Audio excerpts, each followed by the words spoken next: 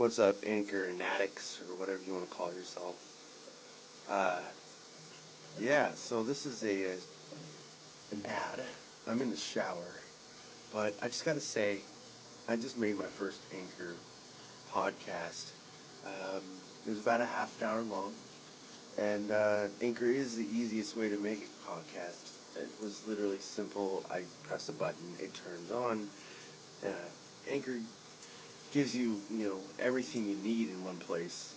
Because you can do it right from your phone, or if you have a laptop or a computer or tablet that you could just do it from. The tools, they allow you to record and edit your podcasts. So, of course, you could add little snippets in there, or take out things that you didn't want in there. Um, but the good thing about it is they'll also distribute it for you, so you can be heard anywhere you want to, like on Spotify or Google Podcasts, Apple Podcasts. You can easily make money from your podcast too.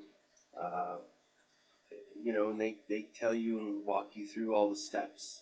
And the good thing is, you can download it now. Download it now, because I've heard this from Gary Vaynerchuk. I've heard this app going out there a long time, for about a year or two. That it's just easy. It's easy to use, and I know this ad is long, but I don't care. But you can download it now on. Go to Anchor.fm to get started. It's ANCHOR.FM to get started. Let me finish my shower, okay?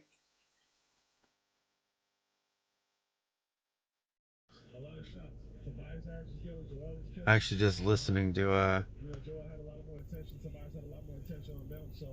Ben Simmons talk about his defense. And I'm like, wow, this is exactly what happened tonight. Hi, how you doing? If you didn't know, I don't really like doing this because I don't do it a lot, I guess. My name is Robert Davis. I know, it's Robert Davis Daily. Yeah, I know. I get it. It's a little narcissistic, I know. But it's not intended to be that way. It's just that I wanted to be me and add the daily part as an additive. Because it's not always going to be daily. But it's going to come to a point where I'm going to have so many videos. It is going to be daily. Because you know how long it's going to take for someone to watch these videos or listen to them on my podcast, which you can check out there too. Plug. I don't ever do that stuff, but I do it sometimes. Pretty ecstatic tonight. My son's team won. They did a great job, actually. I mean, it was well, I could say that it was like the best I've seen, but it started to fall apart, like it really did. And then, defense changed it. And that's what won the game. I think, at least. I mean, because it could have went either way, as it started getting close. But I think defense is what started the push. So, but it was good. I don't remember what the score was. I actually didn't even look, to be honest. I just know we won, because that when I did look at it initially, we were up by like 10, and then I didn't look back because they didn't score, I don't think, 2 times after that, and we scored more than 2 times. So I was like, I didn't even look. So, yeah. So, but it was nice. I think, we only got 7 kids on our team, and I don't know about the last team, but the first team and this team, they've had full rosters pretty much. I don't want to say like exactly full, but I think at least 10 to 12 kids. So like, I don't know what's going on, but no one wants to play basketball.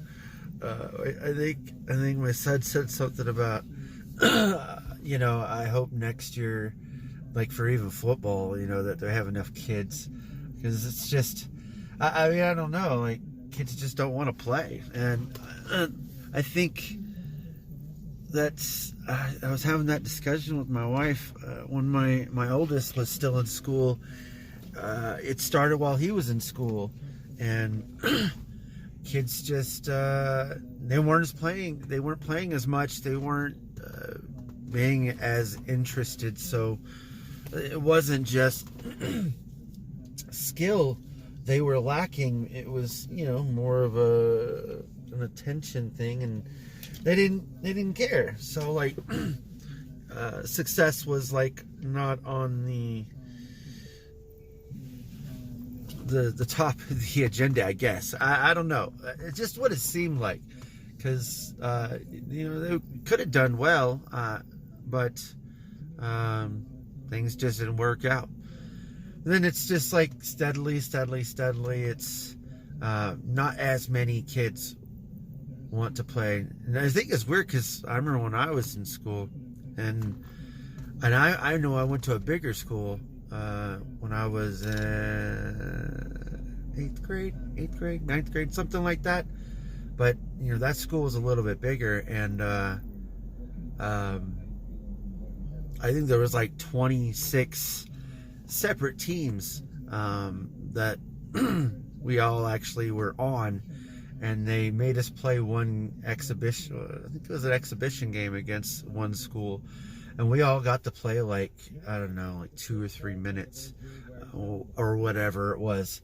I don't remember the exact, because it's been a long time. But all I remember is that literally, that whole time I played, that whole sequence on that one time is the whole time I ever got to play in an actual high school basketball game.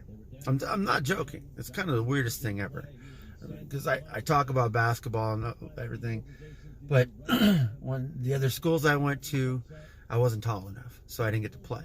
That's just what it was. Is exactly what it was.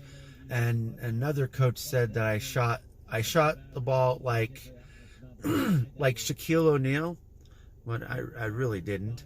He didn't like it, so that's why they didn't choose me. But anyways. So with that game, I don't know how long it was, but that whole sequence, we didn't let them score, not one time. Defense was it was on point, and it was mostly me, but I'm not bragging, it is what it was. But that whole time, I even said it to him. I was like, we're not gonna let them score, and I think if I would have been able to stay, I probably would have been at least on the C team, at least, I don't know.